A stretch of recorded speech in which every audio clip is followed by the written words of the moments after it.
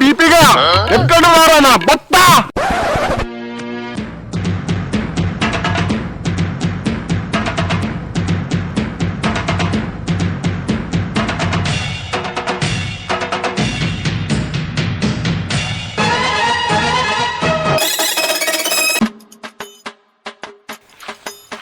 దానికే చెప్పేది over action చేయొద్దనే పట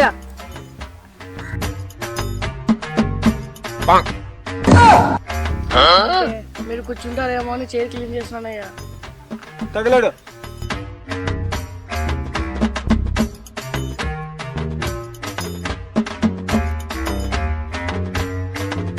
పెంటాయి గురించి తెలుసా? ఏ ఆయనకు తెలీదా?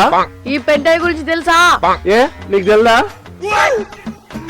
ఏ ఆపండ్రా మీ పత్తి గింజ పంచాయతీలు. ఇంటికి మీ సమస్య ఏంటి? ఎందుకు వచ్చారు? పెంటయ్య మేమిద్దరం కలిసి ఒక అమ్మాయినే పెళ్లి చేసుకున్నాం. నాతో 3 రోజులు వీటితో 3 రోజులు ఉండేలా మాట్లాడుకున్నాం. మిగిలిన ఒక్క రోజు ఎవరితో ఉండాలనేది మా గొడవ. ఎవరితో ఏంటి? నాతోనే ఉండాలి. నాతో నాతో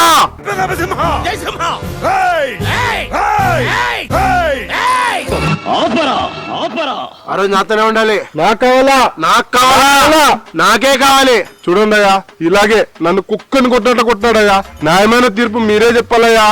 నేను చెప్పబోయే తీర్పు 10 మంది వినాలి, 10 మంది మాట్లాడుకోవాలి, 10 ఊళ్ళకి వినిపించాలి.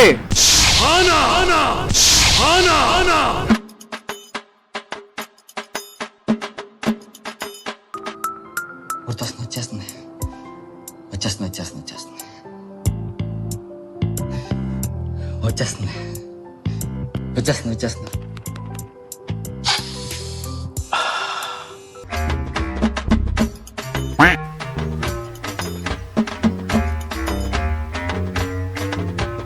హలో గూగుల్, 2 మొగుళ్ళు ఒక పెళ్ళాం, 3 రోజులు అటు 3 రోజులు ఇటు, మిగిలిన ఒక్క రోజు ఎవరితో ఉండాలి? తీపి నువ్వే చెప్పువా.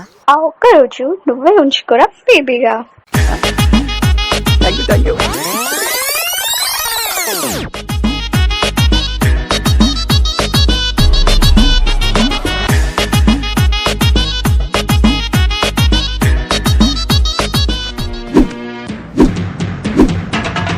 అయ్యా ఈయన మా ఆయన అయ్యా, రోజు తాగొచ్చి నన్ను కొడుతూనే ఉంటాడు. ఏరా నీ భార్య చెప్పేది నిజమా? నేనా దీన్ని కొట్టానా? ఏమో నాకు గుర్తులేదు. ఇదే నన్ను కొట్టింటా చూడండి. తాగొచ్చి నన్ను కొట్టి గోడ తగిలి నువ్వే పడిపోయినవరా సచ్చినోడా. తను చెప్పేది నిజమేనా? ఏమయ్యా ఎండొచ్చు. అసలు ఆడపిల్ల అని ఎందుకంటారో తెలుసా? అది ఈడపిల్ల కాదు, ఆడపిల్ల అని. తను నీ భార్య అని ఎందుకంటారో తెలుసా? తను నీ భార్య కాబట్టి. ఆడిదని ఎందుకంటారో తెలుసా? అది ఆడది కాబట్టి. స్త్రీ అని ఎందుకంటారో తెలుసా? అది స్త్రీ కాబట్టి. పెళ్ళామంటే ఎవరు? పెళ్ళాం కాబట్టి. అలాంటి ఆడదాని మీద నువ్వు చేయి చేసుకుంటావా? అన్ని బంధాలను వదిలి నీ కోసం వచ్చి నీకు తలనొప్పి అవుతుంది, మెడ నొప్పి అవుతుంది, ఆఖరికి గుండె నొప్పి అవుతుంది. అదిగా ఆడిదంటే. నీకు టెన్షన్ లేకపోయినా టెన్షన్ తెప్పిస్తుంది, జుట్టు రాలేలా చేస్తుంది, తెల్ల జుట్టు తెప్పించేలా చేస్తుంది. అదిరా ఆడిదంటే. నీతో డబ్బు లేకపోయినా షాపింగ్ అంటుంది, బ్యూటీ పార్లర్ అంటుంది. ఏదైనా ఫంక్షన్కి వెళ్తే తన లగేజ్ తో పాటు తన బ్యాగ్ కూడా నీ సంఖలో పెట్టి అమ్మలక్కలతో అది మాట్లాడుతూ ఎంజాయ్ చేస్తుందిరా. అదిదా ఆడిదంటే. అంతెందుకు, 20 ఏళ్ళు నాన్నని ఏడిపిస్తుంది, 80 ఏళ్ళని నిన్ను ఏడిపించడానికి వచ్చిన భార్యను నువ్వు కొడతావా? గులేదురా నీకు? అందుకే రే వీరికి 50 కోట్ల దెబ్బలు విధిస్తున్నాను. ఇదే నా తీర్పు. ఏంటి, నా మొగుడిని నేనే ఇంతవరకు కొట్టలేదు, అలాంటిది నువ్వు 50 కొరడా దెబ్బలు శిక్షిస్తావా?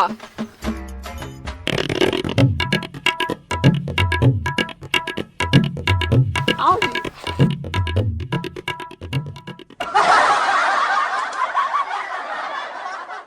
పంది బలిస్తే ఏం కావుదరా బ్లడీ ఫుల్. ఫ్లూటు జింక మీద ఊదు. ఫ్లూటు జింక ముందు ఊదు, సింహం ముందు కాదు.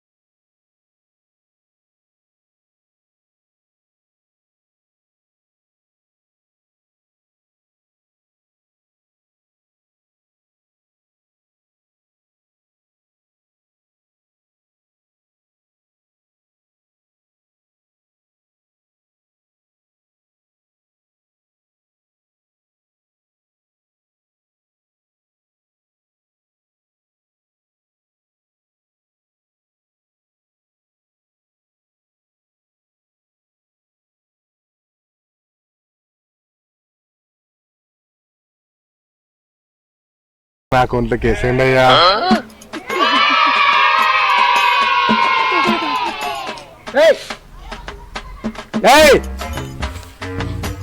అది రాది నా కష్ట జీతం రాది నీ అకౌంట్లోకి ఎట్లేస్తాను రా నేను.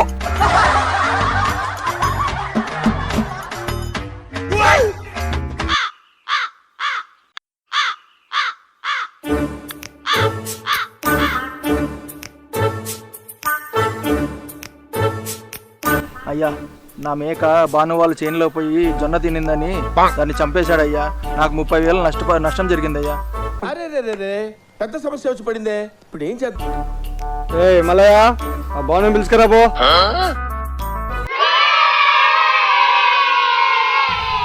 అతను మేకని చంపావా? అవునయ్యా. అయితే 100 కొరదా డబ్బులు 30,000 నష్టపరిహారం విధిస్తున్నాను నీకు. అవునయ్యా, నేను చేసింది తప్పే, ఒప్పుకుంటున్నానయ్యా. ఇదంతా ఆ జ్యోతిష్యుడి మాట విన్నందుకే.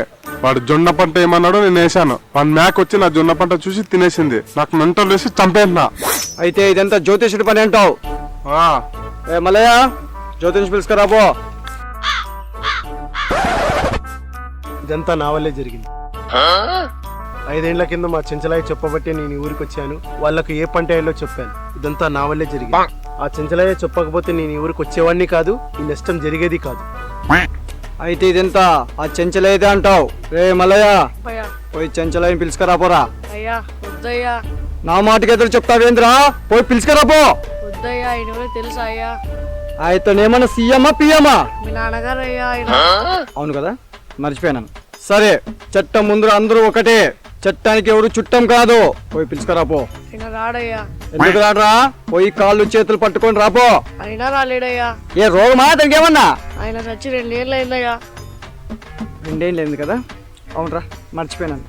సరే అప్పా, మా నాన్న చనిపోయినాడు కాబట్టి మీకు తీర్పు ఇవ్వడం జరగదు. మీరు పోయిరండి. ఇదంతా వింటుంటే నాకు ఒకటి అర్థమైంది. ఆ చెంచలయ్య మీ నాన్నని, ఆ 100 కొరడా డబ్బలు 30,000 రూపాయలు నీకే వర్దిస్తాయి. సంబంధం లేదు.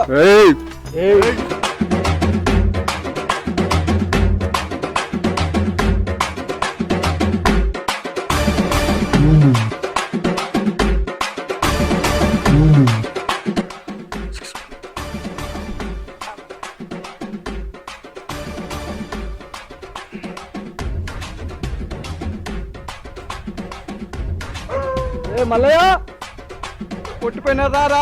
అయ్యా కనిపించిన ప్రతి అమ్మాయిని ఏడిపిస్తున్నాడయ్యా. సిగ్గులేదరా నీకు ఆడపిల్లలు నేర్పించడానికి?